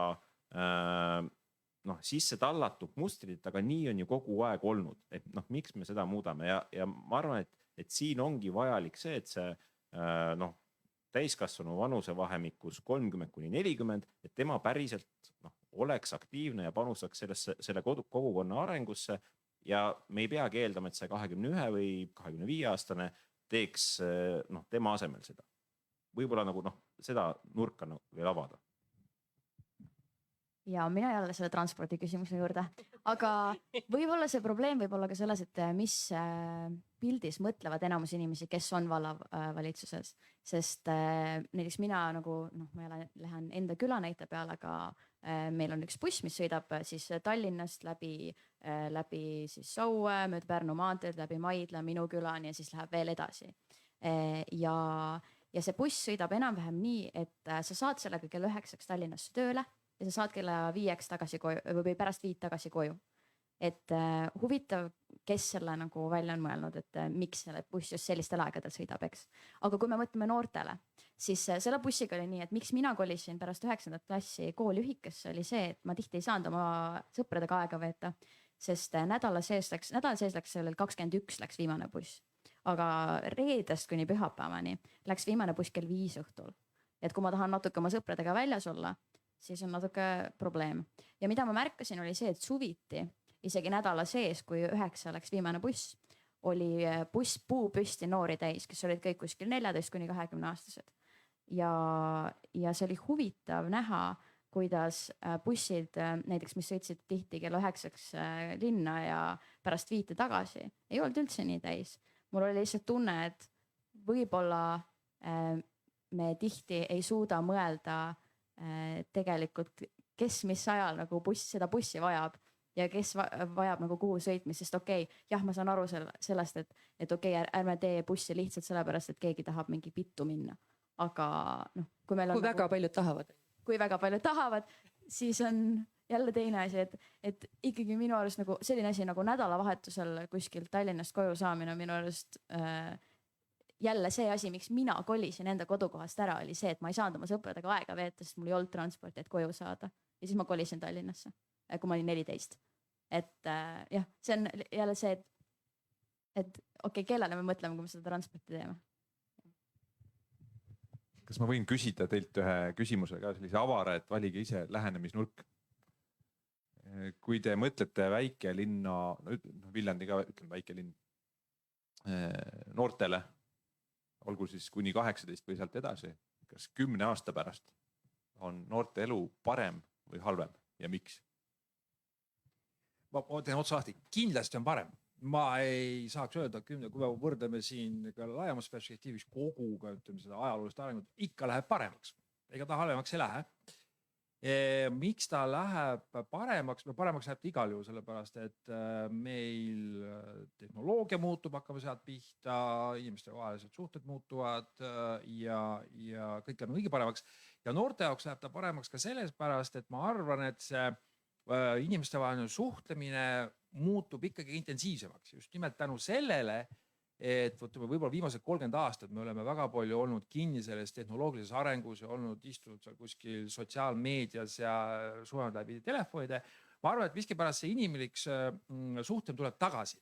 Nagu jutt oli, need ülekantavad pädevused, mida me väga rõhutame, need pehmed väärtused, need jäävad ja ma arvan, et need noored hakkavad neid pehmed väärtuseid tagasi tooma. Ma julgen öelda, võib-olla meie generatsioon on see, kes avastas, et meil on olemas Facebook, et hakkame kirjutama. siis mulle tundub, et iga järgnev põlvkond 10 aastat hiljem, nad ei taha enam seal istuda, nad on seal nii palju istunud, et neil on siis villad ja nüüd nad tulevad tagasi selle juurde, mis on inimlik ja selles mõttes ma arvan seda, et 10 aasta pärast see kogukonna tunne on veel tugevam, kui see täna on. Nii et mina näen seda pilti suhteliselt helgetes tunnetes, võib-olla liiga helgetes, aga las ta olla. Kätri on ju hea näide sellest, et ta ütles, tahtis sõpradega aega veeta, mitte nendega üle Messengeri suhelda. ja selles suhtes aitäh hea küsimuse eest. Ma arvan, et kindlasti läheb paremaks ja suuresti miks see läheb paremaks on sellepärast, et meil on noorte kaasamises praegu kõige parem, mis meil on kunagi olnud ja kindlasti saab väga palju paremaks minna, aga see, kuidas noortele näiteks antakse rahastust, et oma projekte teha ja noori kaasatakse ja noorte volikogusid luuakse. Ma võin eksida, aga minu arust praegusel hetkel eelmine aasta oli ainult, kas oli 4 kohalikku omavalitsus, kus ei olnud noorte volikogu. See on väga väike number tegelikult, kindlasti võiks olla kõikides omavalitsustes, aga kui me juba räägime, et kohaliku omavalitsuse tasandil üritatakse noori kaasata, see on juba väga hea. Ja et kui me räägime sellest ka, et noored saavad oma projekte taotleda, noored saavad igasuguseid üritusi luua ja on väga palju nii-öelda täiskasvanuid siis, kes päriselt tahavad noori kaasata ja neid päriselt huvitab, mida noored arvavad. See on, ma arvan, praegu väga hästi ja läheb aina paremaks. Kas ma saan su küsimusest õigesti aru, et 10 aasta pärast kohaliku noore elu? Väikese koha. Ma olen pessimistlikum, kui minu kõrval oli. Ja mitte sellepärast, et mulle meeldib pessimist olla, aga kui me võtame kas või selle perspektiivi, et kas me näeme, et täna on ka niisugust nagu ajude pealevoolu väikestesse kohtadesse. Tegelikult mitte ükski nii-öelda andmeühik tegelikult ei kõnele selle poolt. On mõningad piirkonnad, mis selle poolt või kus see nii-öelda trend selles suunas liigub, on kohti ja paraku valdavalt, kus see nii-öelda trend liigub teises suunas. Ja kui seda ajude pealevoolu ei ole, et kus see nii-öelda positiivne muutus tingimata toimuma peab, et see, mis on tõenäoline stsenaarium, et see püsib enam-vähem samal tasemel. Negatiivse stsenaarium ja osades piirkonnadest realistlik stsenaarium on see, et see olukord halveneb kas või sellepärast, et jällegi mitte jääda haridussüsteemi kinni, aga et ei ole enam piisavalt kvaliteetseid õpetajaid võtta. Ei ole võtta neid õpetajaid, kes seda nii-öelda üldpädevuste mentaliteeti enesega kannaks. Ja kui me vaatame viimast ka jällegi mitte liiga haridusse kinni jääd, aga PISA uuringut siis kokku võtta 2022. aasta PISA uuringuid, siis tegelikult sealt tuleb ka välja, et see nii-öelda viimase viiendiku ja esimese viiendiku vahe järjest suureneb. Ja see on läbiv trend. Et me näeme seda, et need noored, kelle sotsiaalmajanduslik taust on ahtam. Ja kui me räägime väikesest piirkondadest, siis tihtipeale see kipub nii olema, et sealsete inimeste siis sotsiaalmajanduslik taust on keerulisem, siis tegelikult see noor, kes sellesse väiksemasse piirkonda kasvab, ei ole väga palju positiivseid signaale, mis ütleks, et kui me jätkame sarnaste põhimõtetega, et see olukord nende jaoks tingimata paremaks läheb. Ja see on tegelikult siuke muretrumm, mida taguda. See väljendub ka selles, et kui me mingisugused töökohad teatud piirkondadest muutub järjest vähem tõenäoliseks, et seda tüüpi töökohta seal saab piirkonnas, siis see tähendab ka seda, et ka tööjõu osapoole pealt ei ole nagu neid ka võimalusi, mis sinna väga peaks inimesi tooma. Ja selles vaates ma ütleks, et väikelinnadel on tohutult raske hetke ja olukord ja jäävad ellu need, kes teevad väga põhimõttelisi ümberkorraldusi. Ma tahaks loota, et Viljandi on üks nendest linnadest. Mul on sellest usku, sellepärast ma olen ka viimased 11 aastat volikogu liige olnud. Aga tegelikult mina seda suurt optimismi, et see 10 aasta pärast olukord on parem. Ma arvan, et me olemegi selles mõttes murdepunktis, kus see siuke kiire progress, mis on saanud toimunud tänu sellele, et 90. algus oli totaalne nagu jura. Et see kiire progress on saavutanud teatava platoo ja selleks, et olukorda ainuüksi säilitada, on juba vaja põhimõttelisi muutusi. Ja seda mitte ainult haridussektoris, mitte ainult regionaalpoliitikas, vaid see on juba siuke ühiskondliku narratiivi muutus. Et ära jätta oma küsimusele ise vastamata. Aga mis sina arvad? ma kipun tegelikult olema eelkõneleja ka sarnaselt natuke mitte nii optimistlik, sest et mulle tundub, et kohalikud omavalitsused Eestis üldse, aga see ei pea, see ei pruugi üldse Viljandit iseloomustada, aga nii üldisemalt ikkagi on kuidagi nagu veel sellised, kui sa loed nende arengukavasid või strateegiaid näiteks, eks ole, nad elavad unistuses. Need ei ole reaalsed saavutatavad eesmärgid, mis seal kirjas on. Ja kuni seal ei ole kirjas reaalseid saavutatavaid eesmärke, mida päriselt on ette, võetakse ette, tehakse ära. Seni ma ei näe, et saab nagu, iseenesest ei lähe asjad ju paremaks, eks ole. Paremaks läheb, kui me tunnistame, et meil on siin probleem, mingitesse asjadesse tuleb süveneda, nende asjadega tuleb päriselt tegeleda ja võib-olla päris põhimõtte kindlalt siis ka muutusi ellu viia. Siis seni ei saa minna paremaks ja selles mõttes minul küll see radar natukene nagu lingib ja ma kardan, et see nagu nii lihtne ei ole, et noortel või kellel tahes tegelikult väikestes kohtades parem olema saab, et mõningates väikestes kohtades võib saada ja ma arvan, et siin selle arutelu mõte on ka nagu see, et näidata, et mis on need viisid, kuidas võiks saada, et need viisid ja see viis vaadata ja mõelda nende kohtade peale, mida arendama peab ja võib-olla need lahendused ka siis nagu jõuaks rohkemateni. Jõuaks ka näiteks nende noorteni, kes oskaksid siis küsida seal, et kuulge, aga seal on, me tahame ka. Ja tulen tagasi. Ma ikka tahaks natuke ikka positiivset tooni uuesti üles vasta. Ma saan sellest väga hästi aru, tähendab, et meil on olemas me räägime tegelikult praegu Viljandist. Võime see paralleelu, aga Haapsalu on olemas ikkagi keskused, mis ma arvan ikkagi 10 aasta pärast jäävad ikka üsna tugevalt ellu. Ma ei näe nad kuhugi ära kaoksid. Loomulikult, kui me läheme sealt kaugemale, Kagu-Eestis, ühesõnaga variante ka Ida-Virumaale ei tea, kas seal ka midagi juhtub, aga seal võib tõesti probleeme tekkida, see on selge. Aga laiemas paales me peame pilti vaatama veidike laiemalt, kui juttu on töökohtadest. Seega meil täna on ka töökohtades ikkagi muudatused toimunud ja seetõttu on mõned töökohad on võimalik ka tulevikus kuhugi ka Viljandisse ära tuua.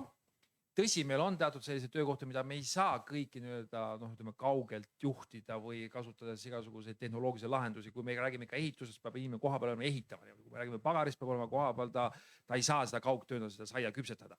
Selge, aga lihtsalt küsimus on selles, et 10 aasta pärast mulle tundub, et see võrgustumine on veelgi intensiivsem. Meil on veelgi kiiremad ühendused, mis tähendab tegelikkuses seda, et me ei pea kogu aeg vaatama sinna Tallinna poole ja mõtlema, et äkki seal on parem maailm. Vaid see maailm tuleb lihtsalt meile siia koju tagasi, kus me siin täna tegelikult oleme ja kus ka noored on ja seetõttu nad ei pea nagu otsima kuhugi mujal mingisuguseid uusi tõmbekeskuseid.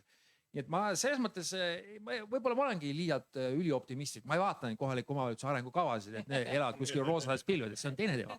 Vabandust, volikogu liige on see kõrval. Las see olla. Aga selle kohta mõte niimoodi. Vaadake inimesed, aga me peamegi suurelt unistama. Kui me unistame reaalsuse, parem see, kui ma ei kujuta ette, ükski kohalik omavalitsus paneb kirja, vaadake 10 aasta pärast või sureme välja. Seda dokumenti võtta mitte ükski volikogu vastu, mitte iialgi.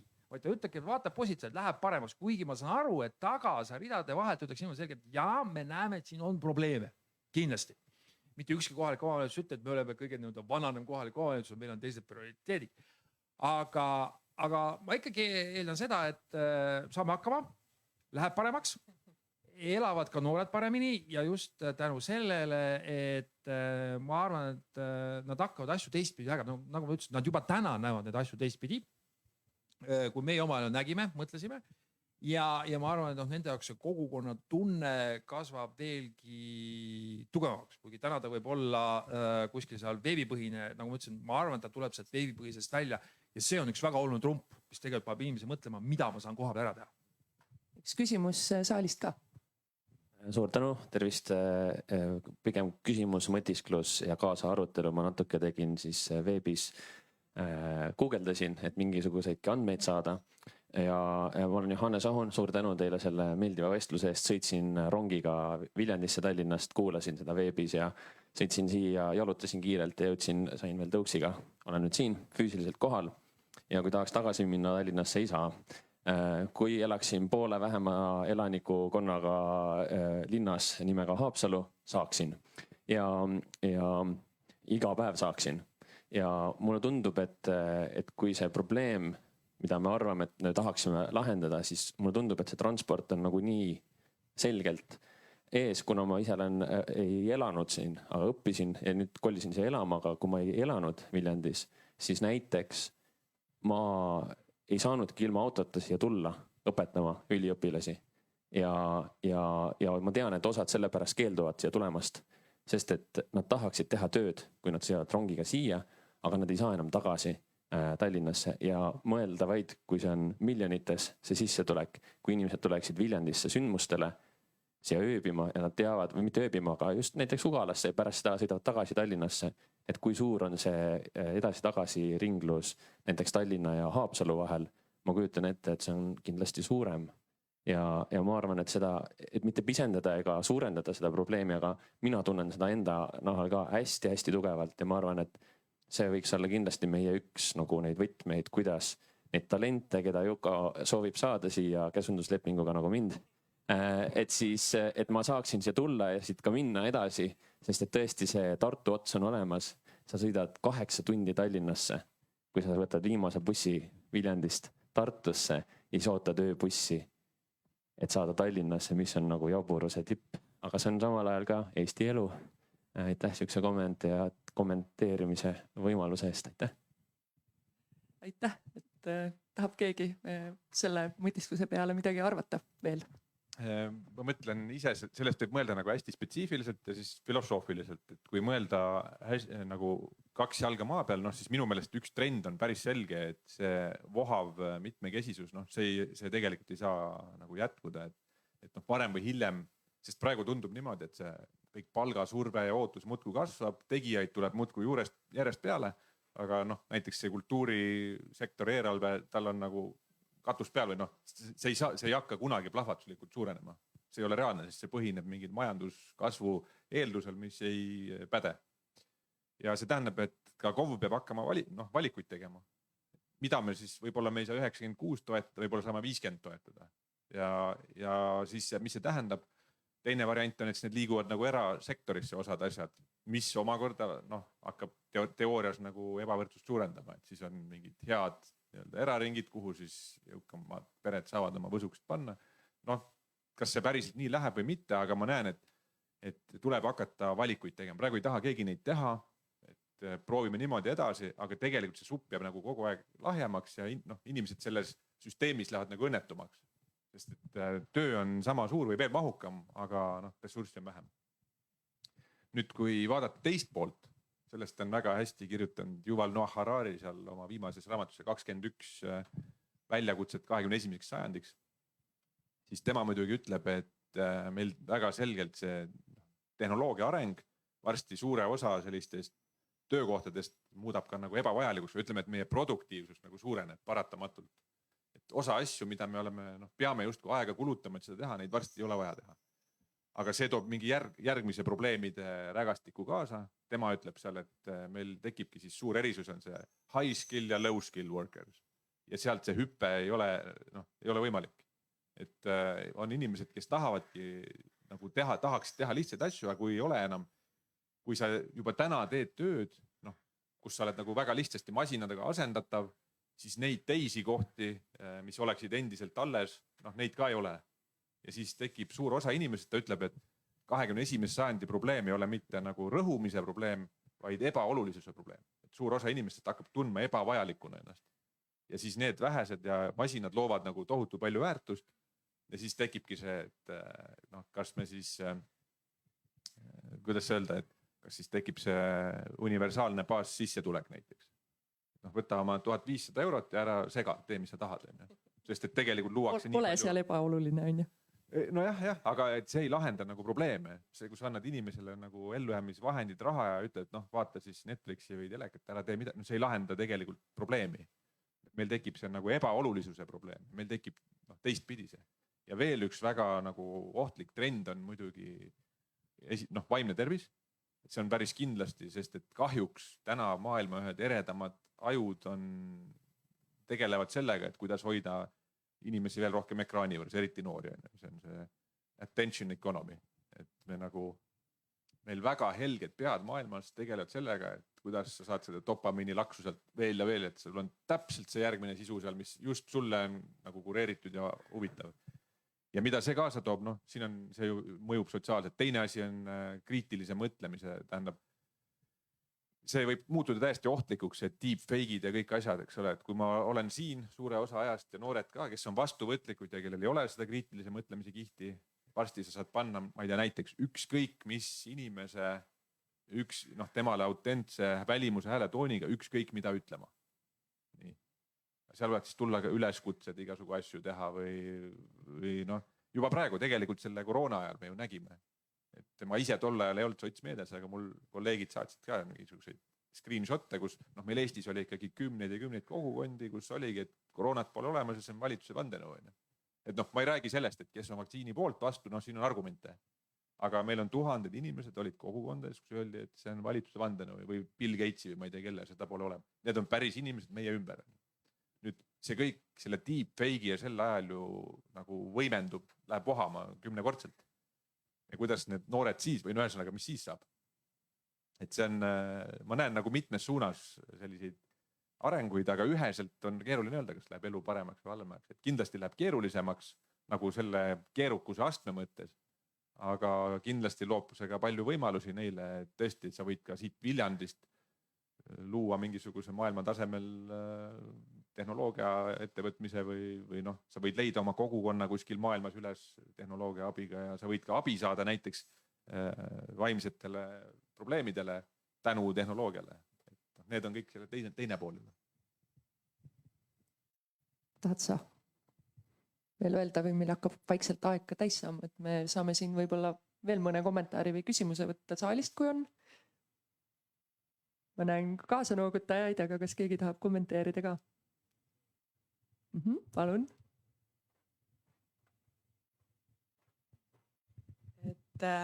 Tervist. Mina olen ka üks Viljandi linnavolikogu liige, aga mulle väga meeldib kuulata sinu kommentaare. Ma olen sinuga täpselt samast kandist pärit, ma olen Laagrist. Sest ma võin siit rääkida 20 aastat taguseid olukordi. Ma tundsin väga palju ära.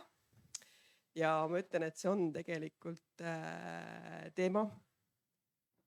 Transport just nimelt, et kelle järgi me sätime ühistransport, et kas vanemal on mugav minna tööle ja tagasi või kes on see nagu sihtgrupp, kelle jaoks me seda asja teeme. Et see on nagu ülioluline siin järgi vaadata. Ja teine asi, mis võib olla ka oluline, on see, et sa ütlesid, et tõid välja neid kohti, et noortel on vaja nagu kohti, kus olla. Ja see on minu arust üks teema, mis on hästi oluline, et me nagu linnaruumi planeerides, hooneid planeerides, noorte vaba aja tegevusi planeerides, et tegelikult me ei pea mitte mõtlema ainult selle peale, et nende nagu see kooliväline aeg oleks täidetud huvitegevuse või hobidega, vaid just seesama, et sul on see ruum ja aeg, kus sa saad nagu ise otsustada, mis on kontrollimata. Sest mina ütlen ausalt, minu kooliajast on üks magusamaid aegu oli tegelikult peale kooli, enne kui ma koju jõudsin. Et siis oli see minu otsustamise aeg, kuidas ma liigun, kus ma liigun, mis ma teen. Oma sõpradega ise otsustasime. Ja see on see väärtuskasi ja see on see, mis on tänapäeva noorel nagu minu silmis hästi palju puudu, et tal ei ole seda nagu nutitelefonist vaba, kontrollimatut olukorda, kus tema ise otsustab oma käikude ja tegevuste üle. Meil on kogu aeg kontroll peal, saad kogu aeg kätte saadav, kogu aeg kontroll peal, kogu aeg. Ja linnaruumi puhul, hoonete puhul, kõikide asjade puhul tegelikult sama teema, et me peame nagu noori kogu aeg nagu ohjama või kontrollima, tegelikult ei pea. Nad on tegelikult täiesti mõtlemisvõimelised ja valdavalt adekvaatselt käituvad inimesed. Ja kui vahepeal juhtub ka nii-öelda pahandusi ja jamasid, siis kelle elus meist ei oleks neid olnud. Nii et selles mõttes laskume korraks tagasi oma nagu nooruspõlve nagu tasandisse, et mida me tegime siis, kui me tulime koolist välja ja enne kui me koju jõudsime. Ja seda ruumi peaks kultiveerima. Et see on meil läinud tegelikult siin aastatega natukene kaduma. Aitäh! Aitäh! Ja ma just lisaks siia veel, et Saue valla puhul ma olen isegi rääginud Saue valla volikogu liikmetega sellest, et ka nemad on öelnud, et see on probleem, et meil on kell 8 buss ja siis meil on pärast 5 buss, on ju. Aga mis siis, kui sinu laps käib mingis huviringis? Siis sa pead talle autoga järgi sõitma. või mis siis, kui ma ei tea, su laps käib kus iganes kooris või äkki sa ise tahad kuskil käia, et sa pead ikkagi kogu aeg sõitma autoga. Et kas see on siis nii suur probleem, kui me näiteks lükkame selle õhtuse bussi paar tundi edasi? Et okei, laps peab kuskil olema, et ma saan aru, kui ta on sul mingi alla 10-aastane, et sa ei taha teda jätta. Aga et noored ikkagi ju, see on mingi aeg, kus nad saavad koos olla. See on mingi aeg, kus nad saavad olla nutiseadmestest eemal, nad saavad endale mingit tegevust leida. Siis me peame muidugi natuke mõtlema selle, et see tegevus ei oleks mingi pättuste tegemine, on ju. Aga et tegelikult jah, ma nõustun sellega, et see aeg on oluline, kus tegelikult, et me ei pea kogu aeg jälgima, mida need noored teevad.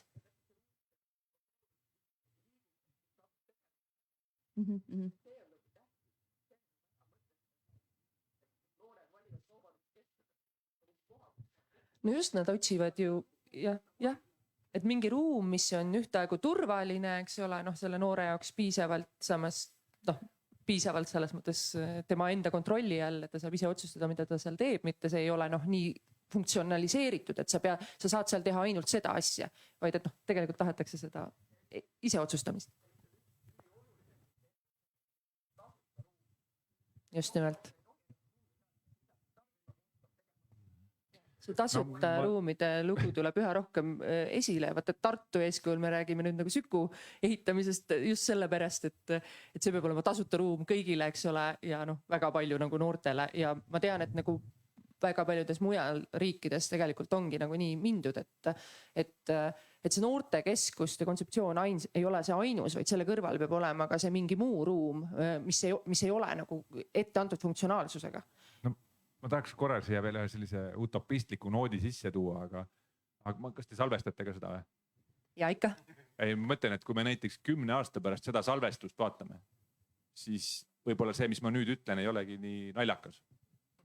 Et see ei ole utoopia, ma ei mõtle seda välja, ma nägin ise reaalajas, Mark Zuckerberg vestles Lex Friedmaniga juba niimoodi. On ainult aastate küsimus, Metal on juba tooted kõik olemas, kus põhimõtteliselt iga maailma inimene saab olla ükskõik kus. Et ta paneb nagu asja pähe ja ta ei pea Sükusse minema, ta võib minna Metropolitan Operasse, ta võib lavale minna, vaadata siin täpselt need inimesed ümberringi, ta võib minna Viini filharmoonikuid lavale kuulama, näha täpselt seda kõike, mida need näevad, ta võib kohtuda oma sõpradega Dubais, siis ta võib minna kuu peale ja see kõik on täpselt selline, nagu see on. See on 100% kvaliteetne, see on hariduses. Ma ei tea, sind huvitab psühholoogia, sa võid mõelda, et täna ma tahan vestelda Daniel Kahnemaniga üks ühele ja siis ta ilmub sulle sinna ja siis sa vestled temaga. Ja vestleb nii, nagu tema olekski vestelnud. Ja see ei ole mingi utoopia, vaid need tooted on olemas. Et ma saan aru, meil läheb võib-olla natuke aega, et sinna jõuda, aga see meie nagu arutelu käib ka nagu sellisel, et me peame mingit ruumi tekitama, aga see pole üldse välistatud, nende ruumid on nagu hoopis teistsugused, kui me siin praegu räägime. Virtuaalsed ruumid kindlasti saavad olemas olema, aga mingis mõttes mul tuli kohe muidugi Matrixi film meelde selle peale või siis ettekujutus sellest, et kuidas me võiksime olla ajud vannis, et ma arvan, et eks seal on mingi tasakaal, et mitmekesisust tuleb juurde ja virtuaalselt tuleb meie ellu juurde, aga küsimus on selles, et kas see tähendab seda, et nagu kuskilt mujalt nagu mingid muud vajadused meil nagu hajuvad ära või et ei ole enam olulised, ma arvan, et ei ole, et mingid baasvajadused on inimestel ikkagi ju sarnased. Ja mingis mõttes see virtuaalne ruum on ju olemas ka, et sa võid minna üksinda jalutama ja mõelda mõtteid, aga sa võid samamoodi videomängu mängida ja olla seal tundide kaupa ja saada ka sellest seda oma rahuldust või olla kuskil nagu väljaspool seda. Samamoodi sa saad praegu ka enda lähedastele helistada läbi telefoni, on ju, aga see ei ole ikkagi see, et ma saan... Küsimus on jah, et kas see virtuaalne kallistus on näiteks sama soe? Eks, et midagi me ootame kallistusest veel. Või et kui sa oled Dubais, on ju, et kas see on see reaalne tunne, et kas see on ikkagi see sama, kui sa oled Dubais? Võib-olla saab kõrbetuult ka virtuaalruumi tuua. Aga võib-olla me ei ole piisavalt arenenud veel, et arvata, et me praegu mõtleme siit, et praegu ei ole, praegu ei saa, aga võib-olla kunagi saab. Aga tulles nii väike koha juurde, et ma olen sellega nõus, et tegelikult võib-olla, kui me mõtleme, et vaatame kas või paari aasta pärast seda sama videot, et kuna tehnoloogiline areng ei ole mitte lineaarne, ta on eksponentsiaalne, ta nagu üks muutus võib kaasa tuua väga suure plahvatuse, et see, mis on väikse koha noh, puudus täna, noh, võib-olla selle tehnoloogia arenguga noh, hoopis mingisugune nagu uus kvaliteet avaneb, et näiteks sama, et kui suured linnad ikkagi lähevad noh, väga digiks, et me ju räägime ka juba kas Tokyost või paljudest teistest linnadest, mis ikkagi noh, paistavad silma sellega, et on väga palju tehnoloogia toel noh, läbiviidavaid igapäevaseid protsesse, et võib-olla see väikelinna suur võlu saabki olema see, et see on nagu analoog, et noh, tuues mingisugune näide, et ja kusjuures alternatiiv ja Kultuuriakadeemia olemasolu Viljandis nagu ainult kinnistab seda nagu võimalust, aga noh, toon näite, et mu vend on autoajakirjanik, igapäevaselt töötab Äripäevas ja noh, üks diskussioon, kuhu me kipume alatihti langema, et täitsa pekkis, et Dacia Dusteri ostmine on jumalast okei mõte, sest see on analoogauto, see on midagi, mida me tunneme, see on midagi, mis annab sulle endiselt selle nii-öelda autosõidu tunde. Mina olen järjepanu ostnud, minu praegu kõige uuem isiklik auto on 24 aastat vana. Ja naisel on siis natukene uuem 10 aastat vana. Aga see on sellepärast, et see on midagi tuttavat, midagi, mis seostub sinu jaoks noh, terminiga auto. Ja kõik see, noh, ma saan ikkagi samamoodi proovida neid kõiki uusi, et see enam ei tunnu nagu see ja et selle nagu väike linnaga võib nagu juhtuda sama efekt, et noh, see, mida me täna näeme, et mis see nii-öelda noh, trendid näitavad, see sama, mis ma enne kirjeldasin, et noh, 10 aasta pärast ei pruugi olla kõik nagu tegelikult nii, nagu me tahaks, et see oleks. Ja noh, nii nagu siin noh, optimistid ikkagi kirjeldasid, et olukord tegelikult võib olla hoopis parem ja võib-olla see nii-öelda väikelinna noh, võlu saabki olema see, et ta on noh, see kõige lihtsam, tuntavam keskkond, millest me oleme kasvanud. Ja noh, see võib olla võti, aga me ei tohi sellele lootma jääda, me peame olema siin juures aktiivsed ja küsima kogu aeg eneselt seda küsimust, et aga mida saab teha teistmoodi, sest see, et niimoodi on asjad senimaani korraldatud olnud, noh, me näeme, et see ei kõneta ei koolinoort, ei noort täiskasvanud, et siin noh, need trendid ei näita praegu nagu positiivset suunda. Ma võin eksida, aga hetkel vähemasti trendid kipuvad niipidi olema. Mis tähendab, et me peame igapäevaselt mõtlema aktiivselt sellele, kuidas need erinevad noore tüübid võiksid sobituda meie kogukonda ja mida me saame pakkuda talle selleks, et tal see kuuluvustunne siin tekiks, et tal oleks autonoomia siin ennast teostada ja noh, vajadusel pakkuda ka seda pelgupaika noh, kõige selle eest, mis siin noh, ka on välja toodud. Nii, kas see on tegelikult ilus koht, millega ka lõpetada, kui on kellelgi veel selliseid haakuvaid mõtteid selle 10-aastase tuleviku kohta, siis võib neid siin öelda, aga kui ei ole, siis võib ka punkti panna. Et kuidas teile tundub? Ja ma arvan, et kui ma hakkaks sellest tulevikust veel rääkima, siis me võiks juba uue paneeldiskussiooni teha. Ja, mulle tundub ka. Siin on veel mitu tundi materjali. Aga sellisel juhul ma ütlen meie kõigi poolt aitäh, et te kuulasite, et te tulite. Ja kõigile neile ka, kes seal kuskil virtuaalse ekraani taga on.